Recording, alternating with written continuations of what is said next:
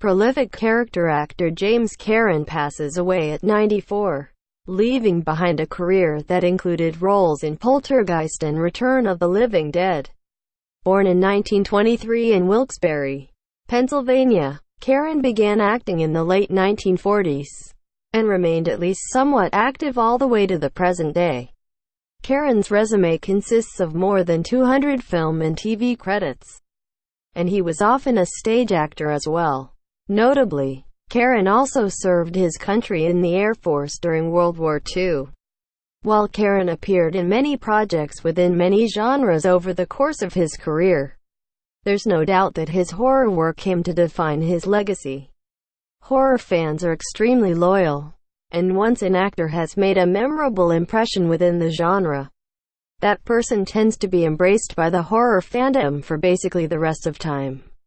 It's that loyalty that accounts for the large amount of horror-based conventions around the U.S., where one can regularly see performers who attained their greatest fame decades ago receive a hero's welcome. Karen's two most famous horror roles are undoubtedly warehouse foreman Frank Johnson in 1985's horror comedy classic The Return of the Living Dead, and Lewis Teague, the sleazy boss of main character Steven Freeling in 1982's equally classic paranormal fright fest, Poltergeist. According to THR, Karen died Tuesday in his Los Angeles home, with wife Alba Francesca by his side. No specific cause of death was reported. Memorably, Karen's characters in both films inadvertently end up causing the main conflict.